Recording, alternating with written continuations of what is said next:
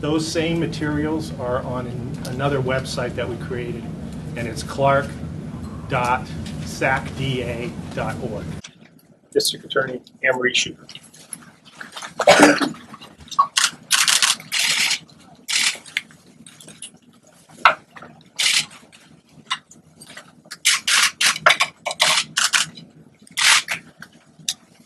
Good afternoon.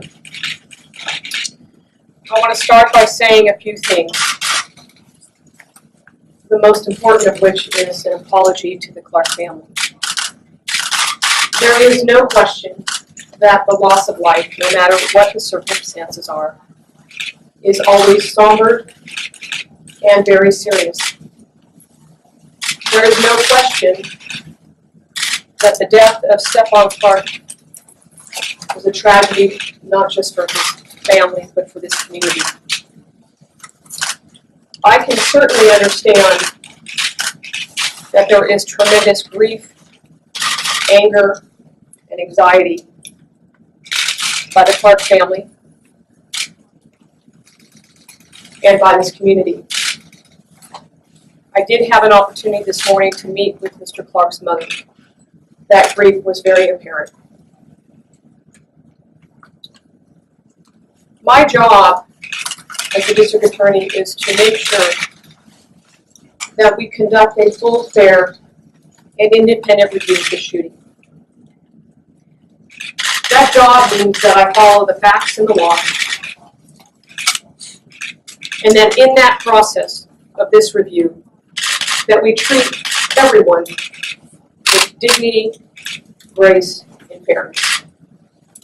Today, we will be presenting our findings of this review. I want to talk for a few minutes about the role of the District Attorney's Office before we go into the facts and the law. And before I start the role in this particular slide, I want everyone to be reminded that this is a death investigation. It is a death investigation. And as with the loss of any life, the details of that investigation can be very graphic, clearly very tragic. Graphic because a human being died. But even more graphic because we live in a world today, a world of technology, where those graphic details are captured on camera. The reality is, as prosecutors, we deal with graphic evidence every day. Every single day in that building across the street. We hear it, we see the real life consequences of what happens in these types of cases. But the fact that we see that every day in our profession does not take away from the reality that we are viewing the loss of somebody's life.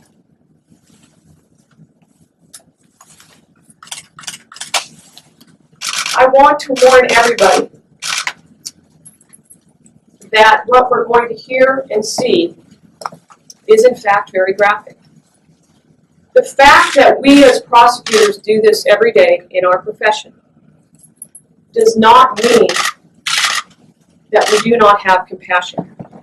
Our responsibility has and always will be that we look at the facts in what we call a dispassionate manner, meaning that our responsibility is to look at those facts objectively. But the fact that we look at something in a dispassionate manner does not mean that we lack compassion. And so when I talk about today, I want everybody to understand very clearly, because of this evidence, that we have done our very best to balance transparency and sensitivity to the Clark family, sensitivity to this community. We have done our very best to balance accuracy with compassion. When we talk about the role of the District Attorney's Office, our question in this review is limited to one question. Was a crime committed? It is a question that we answer every day in our profession as prosecutors. It's a question that's posed to every district attorney's office across this state and across this country. Was a crime committed? That question demands the same evaluation that we do in all criminal cases. And here in Sacramento alone, we answer that question somewhere between 35 to 40,000 times a year. Was a crime committed? As prosecutors, and when I became a prosecutor almost 30 years ago, we all take the same oath. That oath is to follow the law and the facts in making a decision. And I want to remind everyone, whether it's the media, whether it's the community, what those responsibilities are. And there's a jury instruction that's given in every criminal case in California. Every single criminal case, no matter what the charge, the jury, who would be the trier of fact, is told in every case, you must only decide the facts based upon the evidence presented. You must follow the law, whether you agree with that law or not. And you must not make a decision that is based upon bias or public opinion. And perhaps most importantly, in every criminal case, every day that jury is reminded that you must not decide the case until all of the facts are. Who in the DA's office was involved in this review? Myself, our chief deputy, our assistant district attorney, our head of homicide, and our head of special investigations. Combined, we have nearly 150 years of prosecutorial experience. Every one of us has been assigned to the homicide unit and handled homicides. Every one of us has extensive trial experience and tried many cases in the courtroom across the street.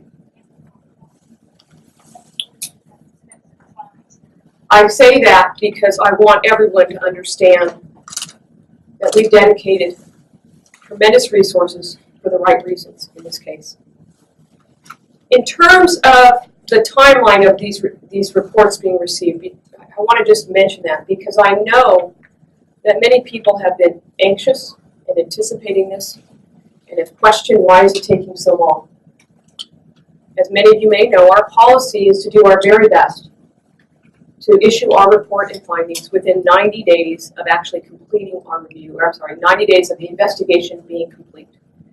So in this case, the Sacramento Police Department delivered their reports at the end of October. We then received the investigation reports from the Department of Justice in the middle of January. And then we received the independent experts report at the beginning of February. Again, we are within our policy, and we've done our very best to expedite this, but at the same time to balance that with a full, fair, independent review. So what was received? As you can see over here on the monitor, we received the Sacramento Police Department's full case file. We received the California Department of Justice report as well.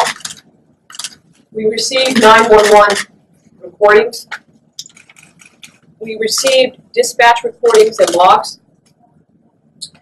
We received a significant amount of body-worn camera, helicopter, in-car camera, surveillance, and crime scene recordings. Significant amount of that evidence. We also received photographs and diagrams. And we also received both audio and video recordings of witnesses that were interviewed through the course of this investigation. In addition to that, we also received crime lab reports from our crime lab. We received what we call a cell-brite extraction report, which in essence is a phone analysis done on Mr. Clark's phone. We received the report of the outside expert, David Blake, Sacramento County Coroner's report, the report.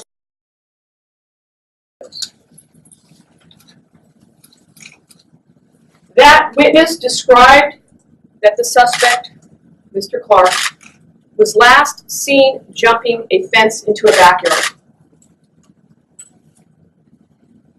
Sacramento police officers Mercadal and Robinet were the officers that were dispatched to this call. We also know that at the time of this incident, that Sacramento Sheriff's Department helicopter was in the area and they offered to assist. I want to emphasize this again, and I'm sure I will say it again, is that none of the officers knew Mr. Clark was a suspect, nor did they know that his grandparents lived on 29th Street.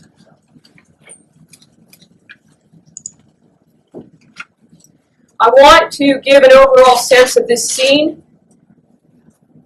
Oh, I'm sorry, let me back up a little bit. When the officers arrived there, spoke to that 911 caller, they then saw those broken car windows, and then they began doing what we would call a neighborhood search and searching that nearby yard. I want to give a sense of the overall scene. I'm going to try to do this as best I can. Some of this will come up later through some of the helicopter videos and photographs, but this is on the right here is a photograph capture from the helicopter. And to orient people as to what we're talking about here is this is the house of Mr. Clark's grandparents, 7572. Is obviously we all know the scene of the shooting. In front of the house is a Camry, and over here to the right side are two Ford Explorers.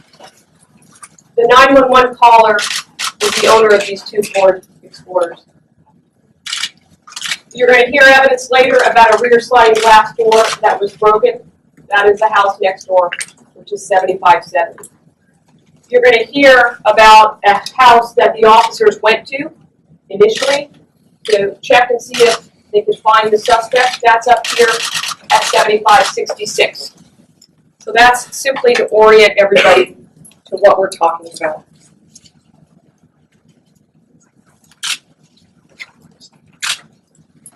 When the officers arrived, and I said that they noticed the car damage. Down here on the bottom is that Toyota Camry that sat almost outside the front area of the grandparents' house. You will notice here on the bottom of this photograph that there is a grate, a security grate.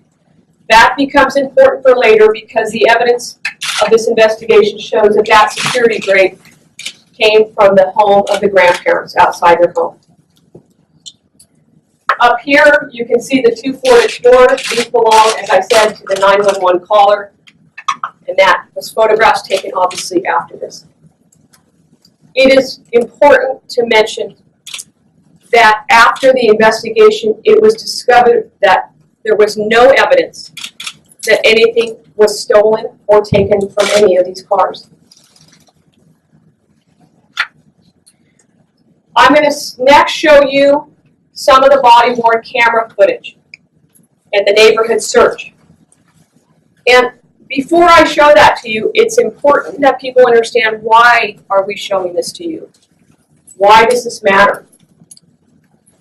I would remind you that that 911 caller told those officers that the person that broke the windows was last seen jumping a fence into a nearby yard.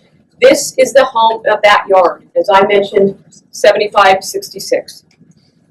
This video will show the interaction of the officers with the homeowner of that house. It'll also then, the next video will show their searching of that backyard. And the reason for this video is to give people an opportunity to see the dynamics of the officers at that point. Because shortly, in a few minutes, we're going to show you the body-worn camera of the actual interaction with Mr. Clark.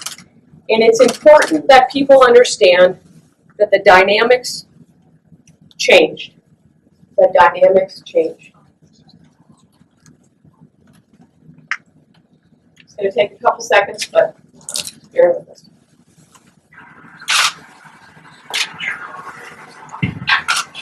Police,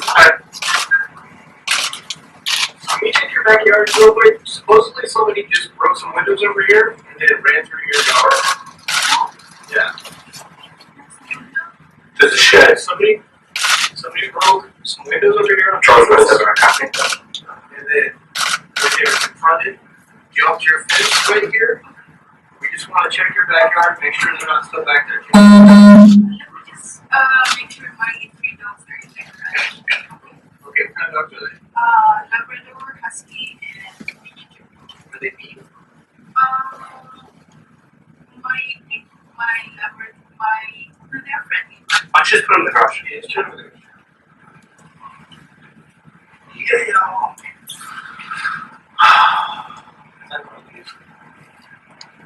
Then we'll go check it out. Okay, so the next one is the same body worn camera footage. It's just as when they get to the backyard to search her backyard. And what this next capture reveals is that they're searching that backyard. They're looking for a suspect. They're trying to make sure that that yard is secure. It's open.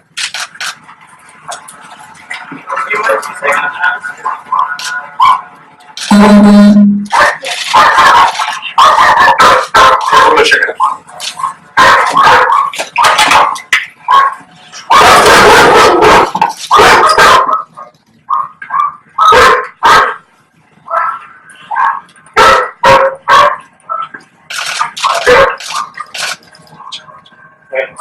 Yeah.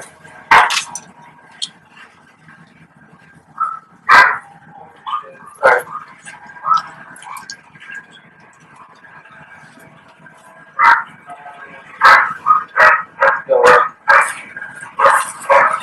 I'll hit the shed.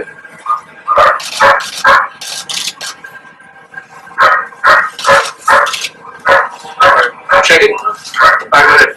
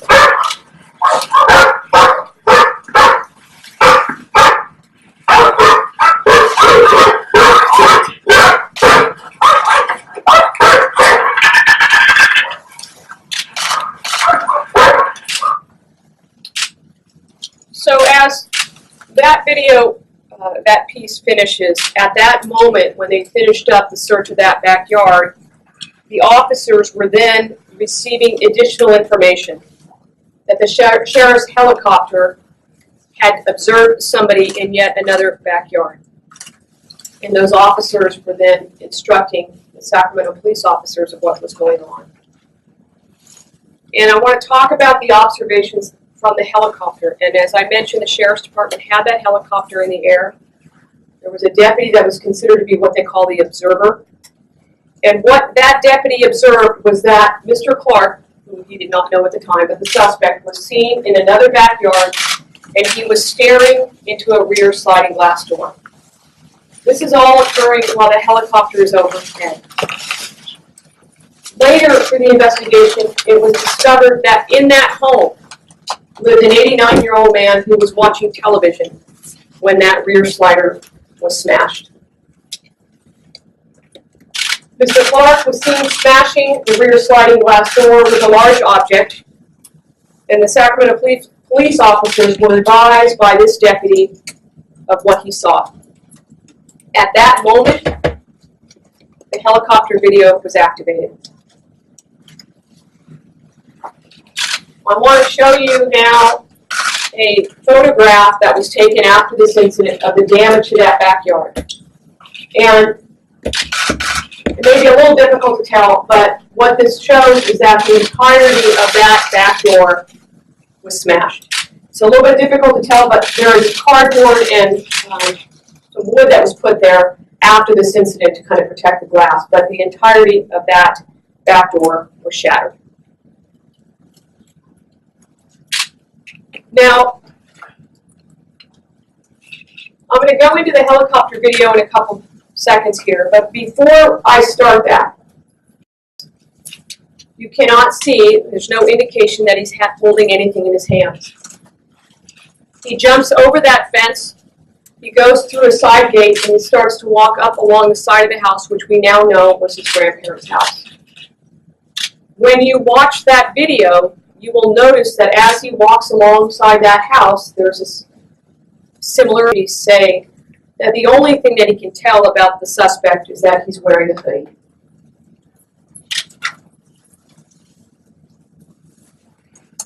Now, before I show the video, I want to orient everybody. This is obviously daylight photos of the back of that yard. Over here on the left, I'm going to start and move from left to right.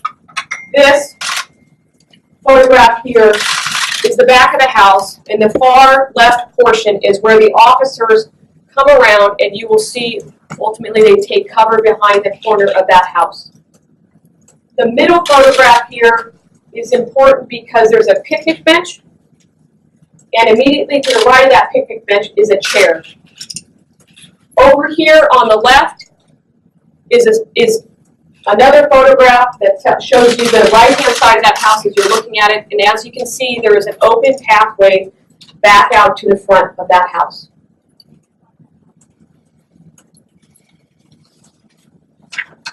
I would remind everybody that this video footage can be graphic.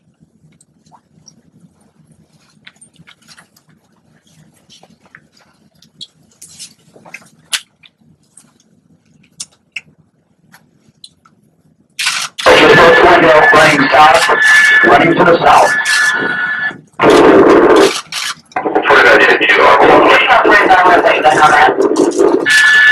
Skip 1 units, back 7572 running south. We just built the window. 7570.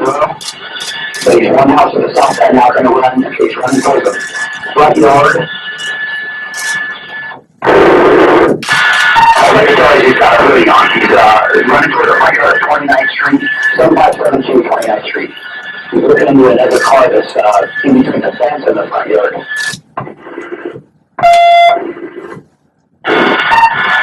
So he's 9 units fast, so it looks like might be getting one at gunpoint. So it's going to turn on this guy's running south, he's going to get to this field. He's at one foot of the house to the 1 unit to the south. It's 7572, you got 2 minutes trying to catch him.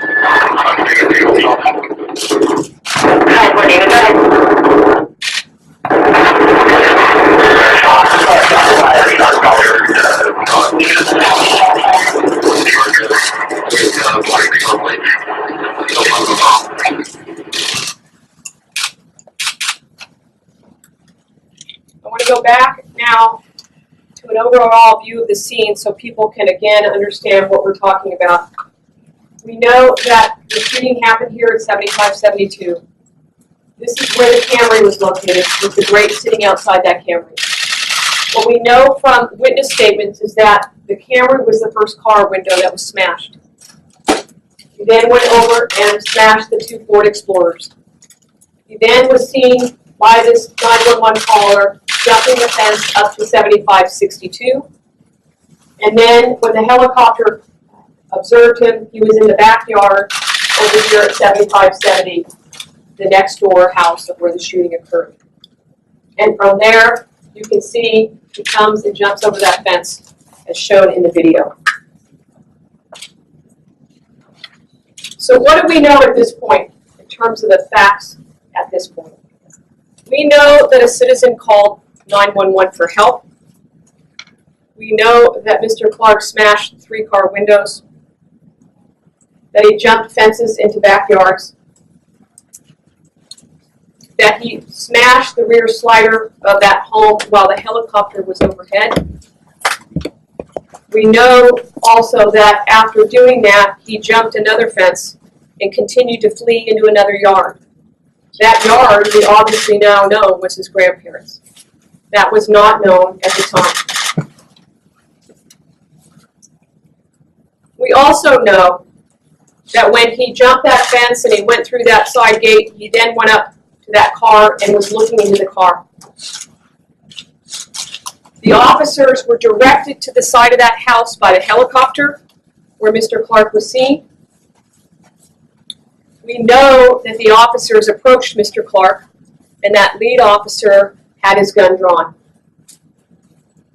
And we know at that point that Mr. Clark fled into the backyard and the officers pursued him. And we know from that video that that's when the shooting occurs. I'm going to play the body-worn camera now of Officer Mercadal. And before I do that, I want to make a few comments. First of all, I am not an expert on body-worn camera, but there are some things I do understand. It is just that. It is a camera. It is restricted by the lens. If I were to be standing here in front of you with a body-worn camera, and I have that on front of me, it may only show a few of you here, but that doesn't mean that you're not all here. You are restricted by that lens. If we were standing here in the dark and I had that camera on, it may not capture everything. My eyes may see something that it does not capture. It may capture things that the officers did not see. But those are all things that are considered in the evaluation of this evidence. Again, I want to remind everybody that this is graphic, and this is troubling to watch.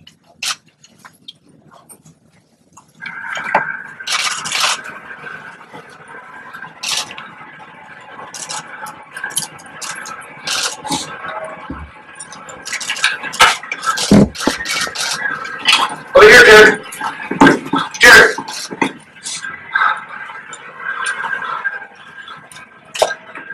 Hey! Show me your hand! Stop! Stop! I said stop.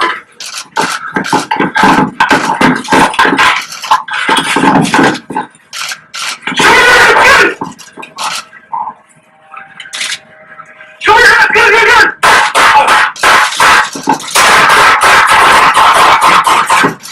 Shot fire, stop, take it down. Show me your hands! See your hands!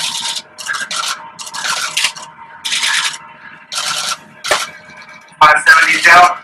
No movement. We're going to need additional units. Come in from the west to east of the charge. Let's see your hands! You alright? You hit? I'm good.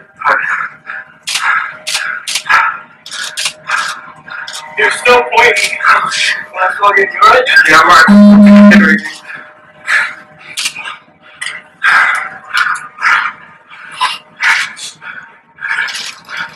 I got it again pretty good. You wanna, which one is it? Tactical reload, okay? Alright, copy. I think I've got it on 5 times.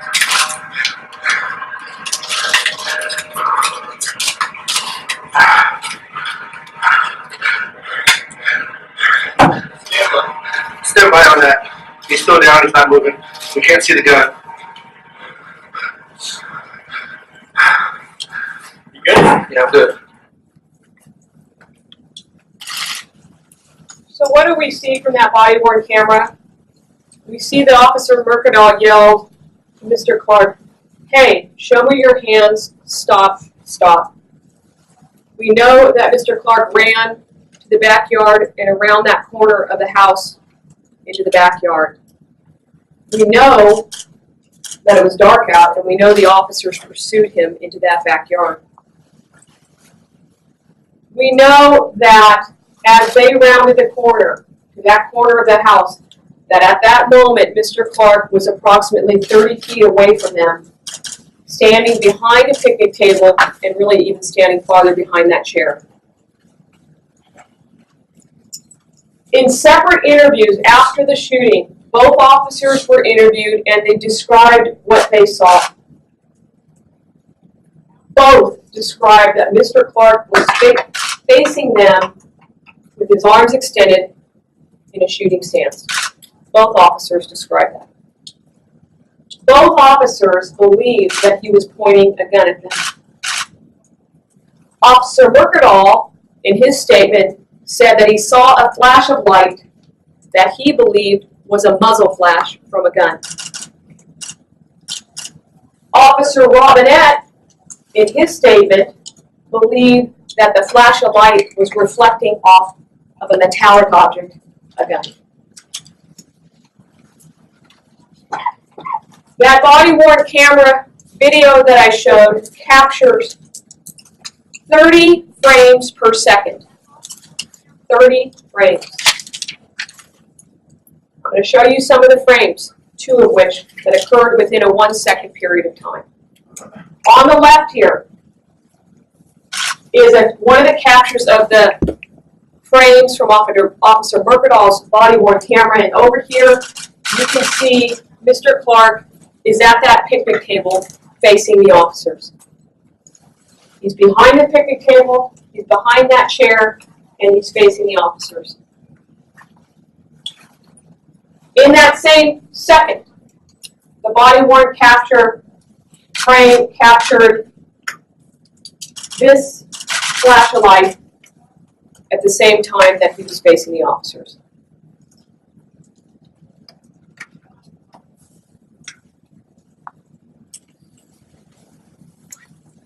We know, in terms of the factual summary, that Officer Mercadal, when he rounded that corner of the house, that he yelled, "Show me your hands, gun."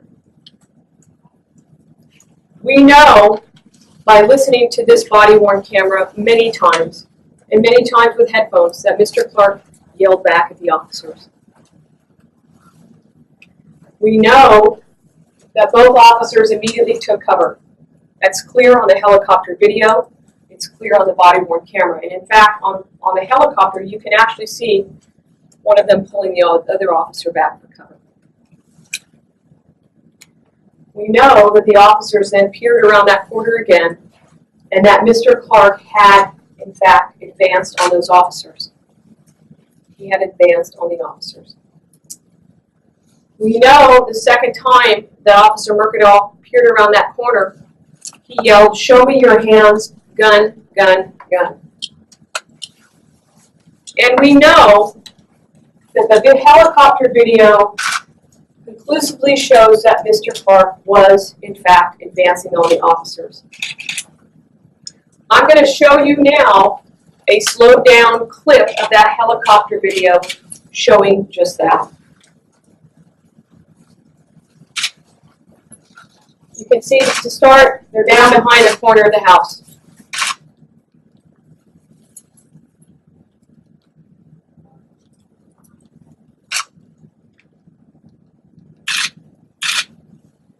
I'm going to play that one more time.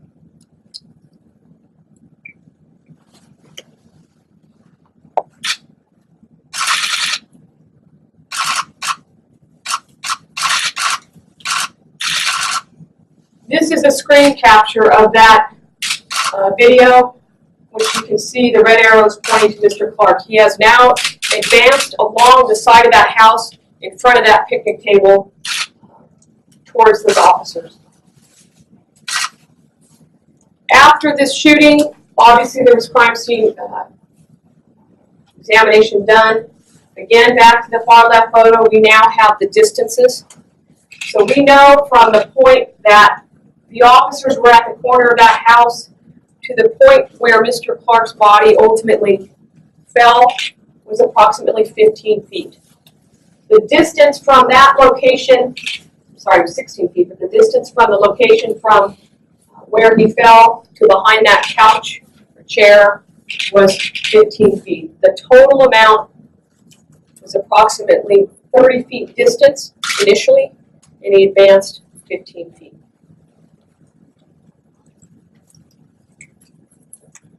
Now, I want to go over what does the body-worn camera show immediately after the shooting. And I'll explain in a minute why this is relevant for our review. The first thing that I want to talk about is the demeanor of the officers immediately after that shooting. As you can recall, we showed you the neighborhood video of the officers interacting with the female lady that had the dogs, and the interaction.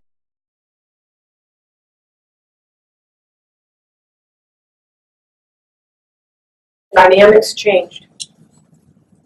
Some may ask, why does it matter? Why do we consider the demeanor of the officers? Because what you can hear on that body-worn camera, they're breathing heavy. You can tell there's stress in their voices. And you can tell that the situation has become very tense and rapidly moving. These are all things that we must consider in our analysis. And what you can see clearly from the contrasting of the initial neighborhood search is that the dynamics changed at that moment of time. There are also several statements made by the officers that are captured on that body-worn camera immediately after the shooting.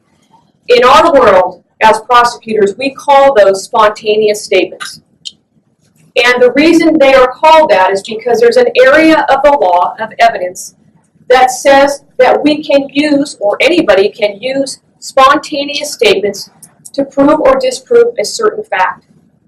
Spontaneous statements are, if you look at them from a common sense point of view, the point is that if you are under a stressful event and you make some kind of spontaneous statement under the excitement of that event, it is considered inherently reliable, it's considered trustworthy, and primarily it's considered trustworthy because the individuals do not have an opportunity to reflect on what is going on.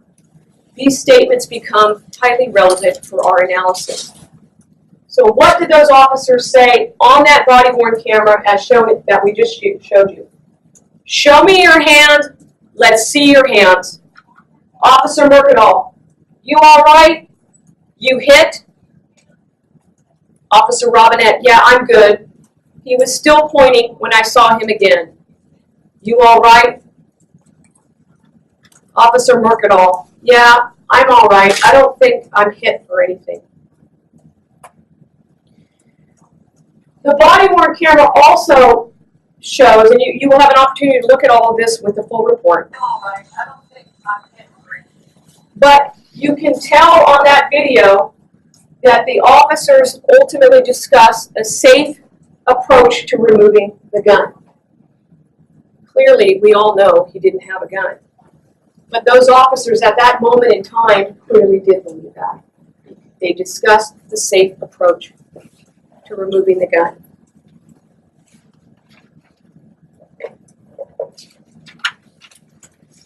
I want to talk about the autopsy and toxicology in this case. It's important for people to understand that in every autopsy, there's essentially three components. There's what we call it an external examination of the person, an internal examination, and a toxicology screening. The cause of death in this case was multiple gunshot wounds. We know from the coroner's report he was shot 7 times. There was also toxicology done in this case. And some people may wonder, why are we talking about the toxicology of the man that was shot? Well, for our review and for our analysis, we must consider this evidence. For a couple reasons. Because if somebody has stuff in their system, drugs or alcohol, that may have an impact on how they act or what's going on in their mind. A jury would be entitled to that information. But in addition, the toxicology results in this case become relevant for our analysis when I talk to you about what were the contents of Mr. Clark's phone. In this case, Mr. Clark had alcohol, Xanax, codeine, hydrocodone, marijuana, and cocaine metabolite.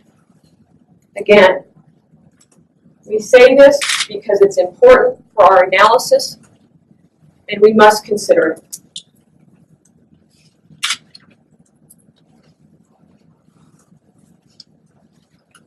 In addition, on this the autopsy results, the findings of the coroner's office were reviewed by 4 pathologists, including the chief forensic pathologist from the coroner's office here in Sacramento. And those findings were supported by 2 independent pathologists, Dr. Greg Reiber and the San Diego chief medical examiner, who was hired by the Department of Justice. In addition, our crime lab performed a significant amount of forensic evidence in this case, analysis.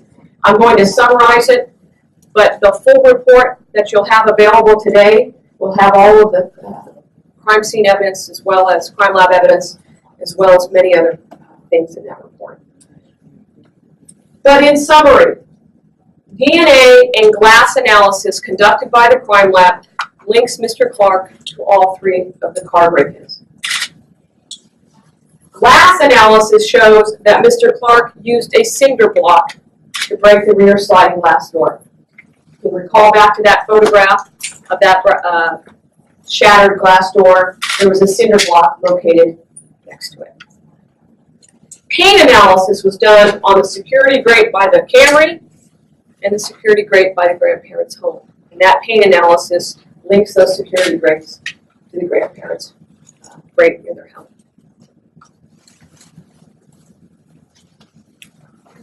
Now, I'm going to talk about the cell phone evidence in this case. And before I get into that, I want to make a few comments. First of all, this evidence, the cell phone evidence, was conducted by both the Department of Justice as well as the Sacramento Police Department. They did what they called phone downloads, and they provided that information to us to consider in our review. Some may wonder, what is the importance of the cell phone evidence? There's probably 2 things that would be the most significant for us to consider is, was Mr. Clark filming the officers when he was in the backyard and he confronted them? And then secondly, what was going on in Mr. Clark's life? Is there anything in the cell phone that would show us that may have an impact on this case that we would have to consider? And before I go into the actual cell phone evidence, I want everybody to be reminded, because I'm sure everybody in this room has a cell phone. Cell phones are deeply personal. They are, and they have become, windows to our minds. They become an extension of ourselves, and they tell us about some of our most deeply personal thoughts in our relationships with other human beings. In every death investigation here, law enforcement seeks to gather as much evidence to find an understanding of the circumstances. And in every death investigation, those investigators will seek out social media and cell phone evidence, because oftentimes that evidence plays a critical role in the circumstances of what happened. Some may wonder, especially today, why are we talking about this? Isn't this invasive? Isn't it disrespectful? But I will say this again. Our job, in truth, is to look at all the facts. If we're going to do our job correctly, we're going to consider all the facts, even the ones that are deeply personal, and even the ones that may be intimate, and even the ones that may be uncomfortable for us to talk about. Cell phone evidence is like spontaneous statements. It can and is considered inherently reliable. So, to answer the first question, was Mr. Clark filming the officers during that encounter? The answer to that question is no, he was not. In the cell phone evidence, that examination of his phone included phone calls, text messages, an email draft that was in a note form in his cell phone, internet searches. The cell phone examination revealed that there was an incident that happened on March 16th, 2 days before this, a domestic violence incident that happened with the mother of his children. Her name is Selena. That weighed very heavily on his mind. Very heavily. So, I'm going to say this again, because this is very sensitive information. We have done our very best to strike the right balance between transparency and sensitivity, between transparency and accuracy, and to use our discretion to the best of our ability, but also understanding our responsibility to follow the facts. So what do we know about this March 16th incident? On Friday, March 16th, 2 days before this, Sacramento police officers responded to a 911 call a little bit before midnight regarding a possible domestic violence incident between Mr. Clark and Selena. Selena, the mother of his children, reported to police that Mr. Clark had assaulted her. The police took a report, they documented her injuries, and they took photographs of the scene. When the police arrived that night, Mr. Clark was not there. But after taking that report, the police noted that Mr. Clark was arrestable for this incident of domestic violence, as well as probation violations. At the time of this incident, Mr. Clark was on 3 grants of misdemeanor probation, 2 of which involved domestic violence involving Selena, and 1 of which was a felony probation case for robbery.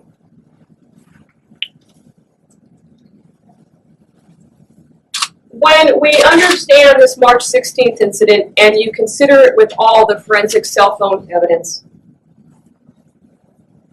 you can see that there were many things weighing heavily on his mind. What we know from the cell phone evidence is that in the 12 hours after that March 16th incident, Mr. Clark tried to call Selena 76 times. 76 times. We know that Mr. Clark made calls and texts to his probation officer, but because it was a weekend, he was not able to connect. We also know from the cell phone analysis that Mr. Clark searched the Sacramento District Attorney's website regarding domestic violence. We also know that he searched the Sacramento Police Department's online reporting system. We also know from his phone that he drafted an email to law enforcement denying this March 16th incident and stating, quote, "I'm pretty scared I'm going to be put in jail."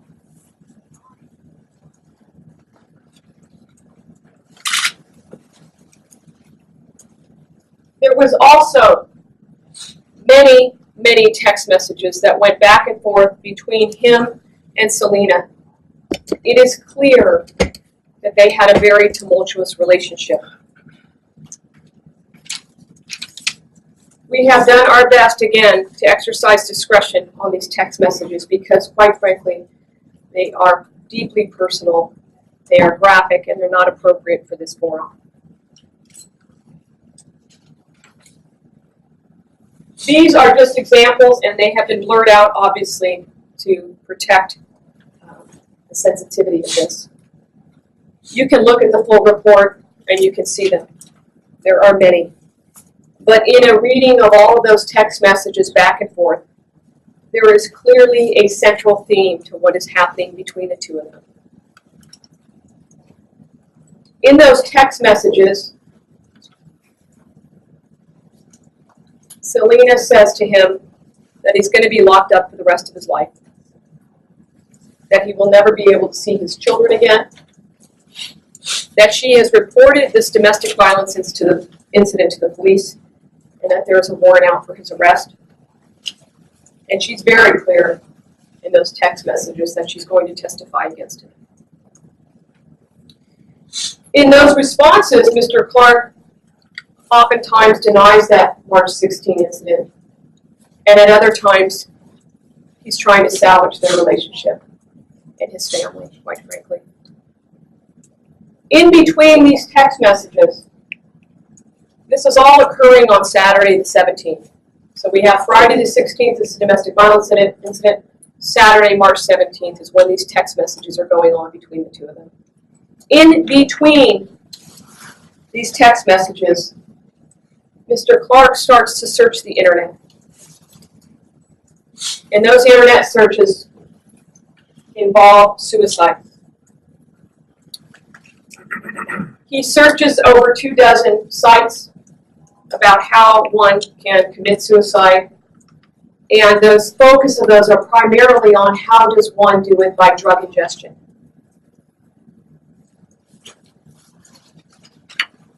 To give you two examples, just briefly, of sites that he searched specifically. One was, what is the quickest and easiest way to kill yourself? And Xanax and alcohol, a combination that can kill, or could kill. Clearly, all of this shows us that many things were weighing heavily on his mind. In the phone analysis, there were texts and phone calls showing that he was seeking drugs, in particular Xanax, and then in fact he had obtained them. The last text message that Mr. Clark had with Selena was on Saturday evening around 8 o'clock. He had sent her some text messages asking her if he wanted her to kill himself. She did not reply. He then sent a text message to her with a photograph of his hand holding 10 Xanax pills. And in that text message, he said, "Let's fix our family or I'm going to take all of these." The response from Selena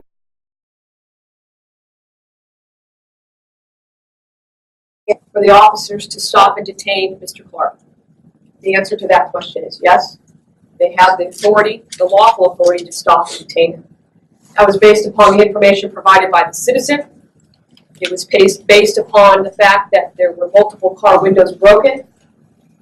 Based upon the information from the helicopter that he had just smashed a residential home window and was now. The next question, which is the central question in this case, has to do with the law that provides that a police officer or any other person is justified in using deadly force if the officer honestly and reasonably believes that he or another person is in imminent danger of death or great bodily injury from the actions of the person who was shot. This law has been in existence from what we call the common law, which means it came before our country even started. You can look at the guiding principles of our Constitution and the case law that's come down from it. This law is not just law in Sacramento or California. It is the same law across this country. The officers and the citizens have same rights. This law applies to anyone equally. The question then is, using this law, the question is, was the use of force lawful? Was the use of force in this case lawful? And we as prosecutors are guided by the U.S. Supreme Court law that deals with what we call use of force. And that Supreme Court law provides us principles and guidelines that we must follow. The law requires that we decide or we judge the reasonableness of an officer's actions based upon the circumstances confronting them at that moment of time. We must judge it at that moment in time. We must recognize, and this comes right out of the case law, we must recognize that they are often forced to make split-second decisions. We must also recognize that they are under tense, uncertain, and rapidly evolving circumstances. And we must understand that we cannot do it with the benefit of 20/20 hindsight. We must address it at that moment in time that they were confronted. So I want to talk about this concept of honest and reasonable belief, because that is the crux of this whole case. Did the officers have an honest and reasonable belief that they needed to defend themselves? I'm going to first talk for just a few minutes about Mr. Clark's conduct when he interacted with them that night. And some may wonder, why does that matter? Why does it matter what he did? Because what he did has a bearing on the officers, whether it was honest, whether it was reasonable. And the jury would be entitled to this information. So what we know from the conduct of Mr. Clark is we know he fled from the officers after being told to stop. We know that he continued into the backyard. And we know that when he continued into the backyard, he rounded that corner and he went to the end of that yard and he turned around. He didn't continue to flee. He turned around and he was in a shooting stance with his arms extended. We know that when the officers yelled, "Show me your hands," he did not stop. He continued to advance. We know that from the helicopter video. We know it because the officers said that's what he did. We know the second time around that corner, again, he was still advancing, same position, arms out on those officers. We must also look at the conduct of the officers, both immediately before, during, and after that shooting. Because again, the question is, did they have an honest and reasonable belief that they needed to defend themselves? We know as they rounded that corner, Officer Mercadal yelled that, what I said, "Show me your hands, gun." We know that in fact, Officer Mercadal grabbed his partner to pull him back behind the corner of that house. We know that that spontaneous statement supports their belief. We know that Officer Mercadal yelled again. We know that the body-worn camera shows that flash of light, consistent with what the officers said. Mercadal said they thought it was a muzzle flash. Robinet said he believed it was light reflecting off a gun. And we know that both officers, as well as that helicopter video, shows that Mr. Clark was advancing on them as they peered around that corner. And then when we talk about what happened right immediately after, those statements that they said, those spontaneous statements became very critical for our review.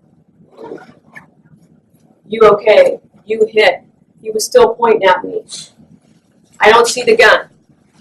All of those statements that those officers made within the seconds after the shooting support the belief that they honestly, without hesitation, believed he had a gun.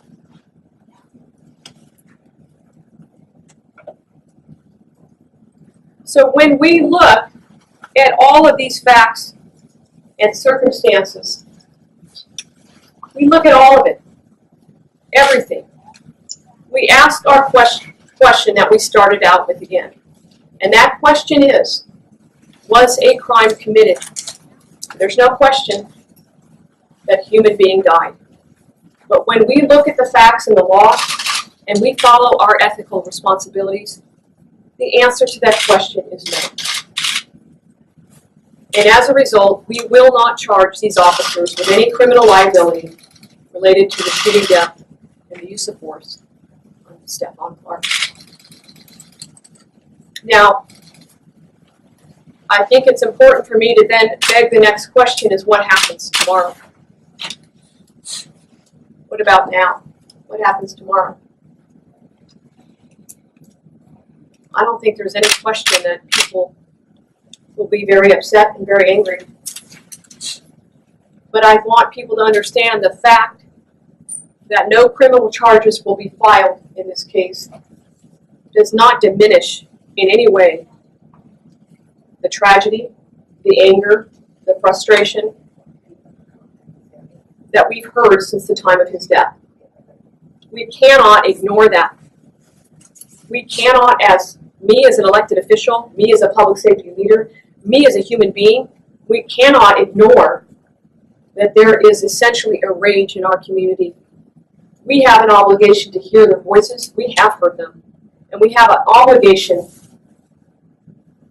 to stand together so that everyone has the same opportunities. And we do what I've often said, which is to narrow that opportunity gap. Again, it is our responsibility, not just as human beings, but people that work in this profession, that we do everything we can to make sure that every person's voice is heard and that we address the changes that need to be made. Thank you. And with that, we'll take some questions. Emery, I'd like you to compare the findings of this case in which officers were not charged with the Joseph Mann case in which it was broad daylight and the suspect was standing still and officers were not charged in that situation either. I'm not going to compare this case to any other case. I'm only here to talk about this case. Can you explain the decision to bring up the searches online for committing suicide? Are you suggesting that this was a suicide by cop situation? I'm not suggesting that. No, I'm not. But I think it's quite clear that Mr. Clark was in a state of despair and he was impaired. And it's very sad because no human being should be in that position. But the truth is that a jury would be entitled to that information if we brought charges. And we have to consider that. So that's why I kept saying all along, this is very sensitive and it's not comfortable, but it is relevant. So Bishop, you said you're not comparing it with any other case, but you just mentioned a United States Supreme Court case, which has to be Tennessee versus, excuse me, which has to be Tennessee versus Garner. Are you at least basing principles of long-held U.S. Supreme Court, which is all going to be in the full report that you can review? Tennessee versus Garner is one of the main cases that we look at. Graham is another one. But I would urge you to look at the full report because it's going to show all the cases that we've considered. But I just wanted to summarize kind of what is the body of law that we follow. So do you think that legal standard is the appropriate one for considering whether a shooting is justified, or would you suggest that the standard should be changed? Well, I know obviously there's legislative efforts to change the use of force. Do you support that? I think, well, what I support is that we do everything we can today for me to talk about this case. Does this standard keep our community safe, this legal standard that we have? I'm not sure how to even answer. I know what my job is to follow the facts of the law, and that's the standard. when did you come to arrive to a decision that during the freeze frame videos that there was a light Yes. that the officers saw and they saw him pointing the weapon? Did we ever determine what that light was? I'm not sure we'd ever be able. We just know there's a flash of light. We know he wasn't recording off of his cell phone. There's no evidence he was recording on the cell phone. We don't know. We know that he had his hands. The phone was out because the phone was taken out or was found underneath his body. It's not Right, my but role that's not my question. Okay. To assist them in trying to understand Mr. Clark's behavior. And so they would be entitled to that evidence, yes. Did you review the officers' cell phones or emails, try to get an understanding of their state of mind before? Well, they didn't have their cell phones out at the time of the shooting. Right, but like with hard to see what his state of mind might have been leading up to that moment. Mr. Bozina, I don't know if we've received that, but we know what we know is from the body-worn camera. That captures everything from the moment they got there to that scene to the ending of that incident.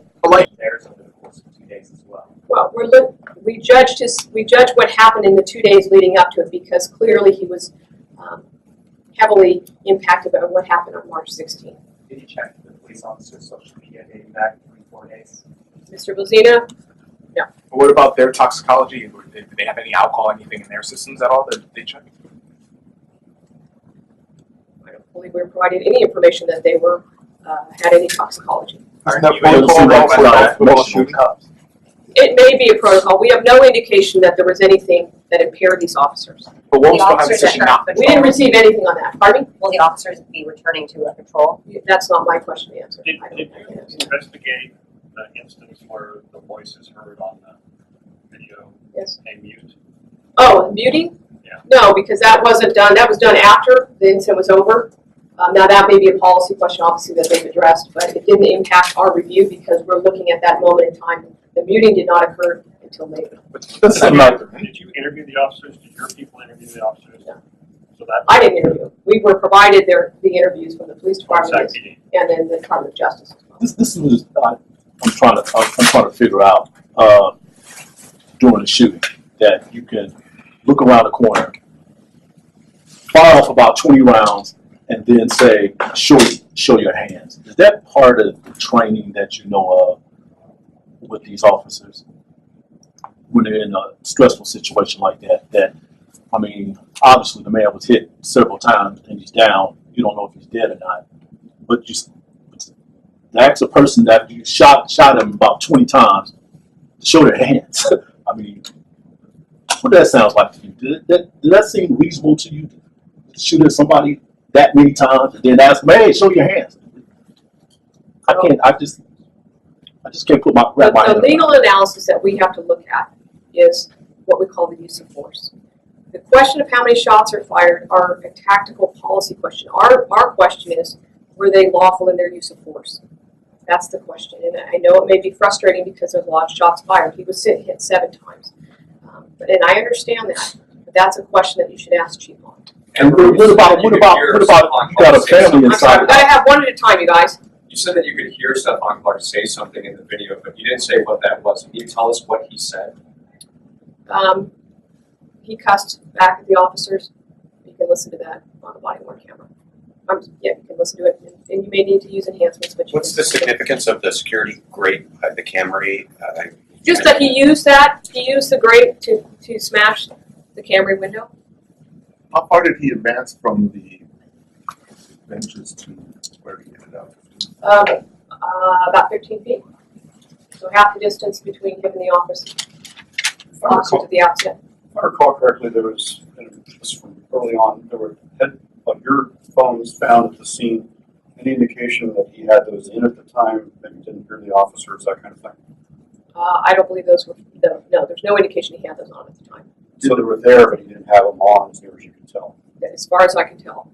Did the video indicate that he was in a shooting position?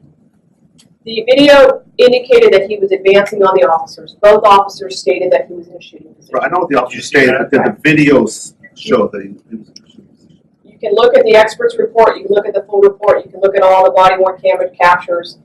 It's dark. So they're taking the word of the 2 officers. Well, the body-worn camera and what they said at the time and immediately after. When did they exactly start firing the first shots? Was it when they saw the light and the stance, or was it when he started walking towards them?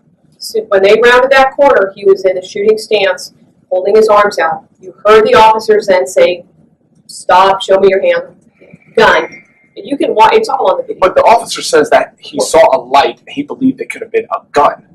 The Muzzle flash, yes. A muzzle flash, which That's means when the they shot yes. was fired. And you can So see it. Did he hear a shot? Did he report that he heard a shot? Because I'm wondering if he sees a light and a stance, then he fires, or was the light flash stance and then he walks? I'm trying to figure out when What was the the first officer shot said fired. was that he believed it was a muzzle flash, and that he was either being fired upon or about to be fired upon. They don't have to wait to get shot to use deadly force.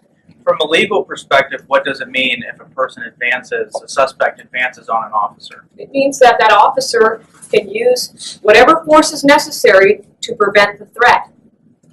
Is it If possible? they believe that they are under the honest and reasonable belief that they are in imminent danger of death or great bodily injury, they can use deadly force, just like any other citizen can. Is it possible Mr. Clark was trying to surrender? And was that weighed in this case when you were looking at the review? There's no indication that that was happening. He was advancing against the officers.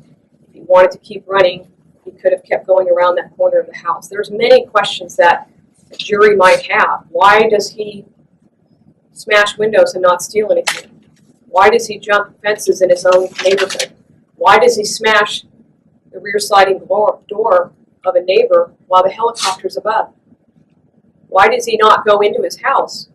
Instead, go along the side of the house and stare into a car? There's a lot of questions that could be answered. And my ultimate point is that all of that cell phone evidence would be relevant and admissible in court. I can't tell ultimately what was going on in his mind. What I know is from that cell phone evidence is he was in a state of despair. He was impaired, and that may affect his judgment. You said yesterday you talked to his mother and told her the results of the investigation. What was her response I talked to her this morning. this morning? What was her response? She's very upset. That's what I would say. I don't What want do to you- go into the details of it, but she's very upset, obviously. You talked This is her about child. This is her child, and nobody can take away from that. No one finds glory in today at all. It's sad. No human being should be in this position. what is your fear in the community now that you made this decision that's going to be publicized very soon, if it's not already out there? I'm just like everybody else. I want a healthy, happy community, and I want people. Understandably, I understand if they're upset, but I'm hopeful that people can unite together rather than divide. Did you ever consider if this had happened in another neighborhood and with, white people instead of somebody African American, the same result would have happened? Have you ever thought about that? I don't consider somebody's race when we make decisions. We look at the facts and circumstances. As you see from that helicopter, the sheriff's deputy says, the only thing I can see, he's got a hoodie on. That's about all they knew. Now, I'm not going to make any assumptions just because of a neighborhood. We look at the facts that are presented to us. Nothing changes because of the zip code. Do you guys ever make recommendations to Sac Police or to Sac County On policy on stuff? policy stuff? No, that's not our traditional role. It doesn't mean, though, as the DA, that I don't maybe have an opinion on things. I'm not an expert on use of force. So is your opinion, should these officers still have their jobs? I'm not in that position. It's not my responsibility. I don't get into the IA You said personnel stuff. you make opinions. You said you have opinions. So I'm just your opinion. I'm not saying on this particular case. I'm just saying I would like to have policy discussions about how we improve outcomes. But I am in no way in position to say whether these officers. So what are your opinions about improving outcomes? Guys, I think we'll do one more question, then we're going to go. It really is You just- mentioned that you have opinions about improving outcomes, and you mentioned at the beginning of the meeting that people would be reasonable to ask if other tactics could have been used. So what are your opinions about improving outcomes and the possibility of using non-lethal tactics? Well, that's always a possibility. I know the police department has made a number of changes. I have tremendous respect for Chief Hahn. I can't answer that question in this particular case. What I can say is, in this case, the officers believed that they needed to use deadly force. So, That's it. with that, we're done. The CIA is trying to have a coup in Venezuela. I haven't been watching since I've been here, so they might be doing it right now. And we should all be putting our voices out to stop the U.S. from having regime change for oil in Venezuela. We must do everything we can to keep U.S. hands off Venezuela. You can find these links in the video description, or you can click here or at the end of this video. We must do everything we can to keep U.S. hands off Venezuela. You can find these links in the video description, or you can click here or at the end of this video. We must do everything we can to keep U.S. hands off Venezuela. You can find these links in the video description, or you can click here or at the end of this video.